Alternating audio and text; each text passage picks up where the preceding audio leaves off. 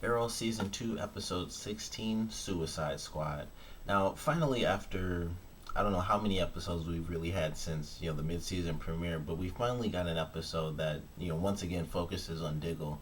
And just like the last one we got this season, it actually focuses on, someone who's fairly important in Diggle's life, and that would be the character Deadshot. And, it doesn't exactly focus on him, but of course he's a huge part of the episode, and also Diggle's ex-wife, who may be his future wife once again. She's in it too, and we get the beginnings of the Suicide Squad, and it was a really good episode. I love the fact that I've been waiting for a Diggle-based episode for weeks now, and I'm really glad we finally got to see one. But of course, they didn't, just let go of the Slade storyline. Of course, it was in there piece by piece, and I love the side story, with Oliver trying to figure out what do I do, and I love his evolution just through this episode. And he doesn't like really break down in tears, but he tears up towards the end when he's talking to Sarah after he's kind of exhausted his resources, that the little resources he really has, and he's in this state of rage where he's like, I want to save everyone I can, and I'm just really focused, and I'm trying to pinpoint, where Slade is, what is he doing, and just how can I get some information on this guy and just kill him as soon as I possibly can. And when he gets to, where Slade has been, and, basically the guy who he pretty much threatened into helping him, the guy's in the chair, who Oliver had helping him, he's dead. And I don't know how Slade got that footage of Shadow. I'm really curious. I hope they give us an answer for that, where he like went and found her family, maybe, or maybe her mom was still alive or something like that, and he found her and stuff like that. But it was of her as an adult, so I'm curious to see if we get an answer, and I really hope we do, because I'd love to see, even though it could really be minor, like I said, he could have just honestly gone to her mother and said, like, hey, I'm sorry to inform you of this, but this type of thing happened, and maybe Oliver never did, or something like that. Who knows? But it would be really cool if we did get an answer for that. But that in that scene, Slade just kind of taunts Oliver, like, I have a one up on you, and I'm just gonna throw this in your face because I know it's torturing you, and it kind of tortured me for a very long time, which is why I'm torturing you right now. And that evolution, and that disheartening ending for Oliver is kind of what led him to kind of welcome Sarah back in after he pushed her away, because he was thinking, if I push everyone back, then I don't have to worry about them getting hurt. But he realized, whether he pushes them away or not, everyone's everyone's a target for Slade. So it was a really cool little side story where they didn't really just let it go. And of course they couldn't, because that would be bad writing for such an important piece of the season. And also, even the end of the episode was technically the side story where he kind of goes to I can't think of her name, but I'll call her Mockingbird because that was her code name, where he goes to her, and she says, like, we've been looking for this guy, and she's the only one who actually has information on Deathstroke. So that was a cool way to end the episode and lead into, or being kind of back into the main story of Deathstroke, going after Oliver, and Oliver going after Deathstroke. But the main story with the Suicide Squad, really enjoyed that. Interesting to see some of the dynamics of it. We were introduced to Harley Quinn in a sense. That was obviously her. Whoever they got to do the voice was amazing, because I thought she did really well. We don't get to see her. We actually saw her more in the trailer than we did in the actual episode, which I thought was funny.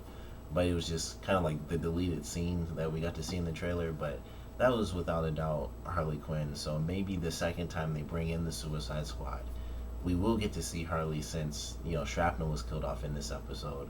So it'll be cool to see if they bring her in, or if that was the only tease we get, and then she's kind of just not in it for a really long time. But either way, it was definitely Harley. Even if we didn't get to see her, we heard her. So she's officially in the show. So that's cool. In some way, we might, like I said, get to see her later. It might not even be this season, but when they really bring in the Suicide Squad, after the whole Deathstroke thing, we'll get to see Harley, and that should be nice. But the whole episode with Diggle, and even the flashbacks were focused on Diggle, even though I couldn't wait to see, what happened after, the boat and everything on the island in this episode, with it being so, Diggle centric in a sense. Even the flashback, focus on him and how he met his wife and how he ended up meeting this terrorist who, in his time with the army, he actually saved his life, and that's how they have this connection now in the present. And this guy, in a sense, he became good, but all in all, he was still a terrorist, and if we find out that he was the one who was actually buying the prototype earthquake machine, and I thought that was actually really interesting that they gave us a full answer, like this was the guy who did that, and it was a cool way to tie that in because in that episode it was like it's just some random person, but he was the one who was doing that, and so he has this agent, and Diggle has to take the Suicide Squad and go in and get the agent, and then we find out Mockingbird knew that it wasn't big enough, and she was just gonna wipe out the house and wipe out Deadshot too because he had a GPS tracker, but all the dynamics of that were actually really interesting to me, and it was just really good to see Diggle go through. And I loved Deadshot in this episode. Like I was watching it, and by the end, when he saved Diggle and he shot the two guys, he was like, that's two you on me.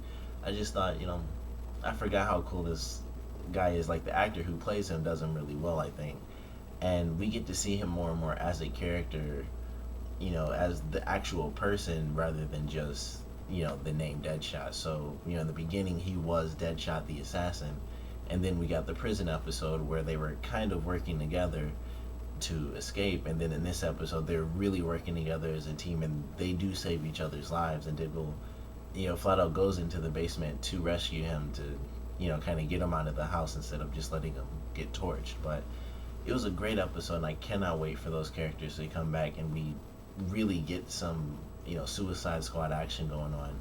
But all in all, it was an amazing episode. Side story, like I said, was good. Love the small evolution that we got of Oliver kind of pushing everybody back, or at least the one person who was really around, and then kind of bringing her in, realizing there's no point in pushing people away.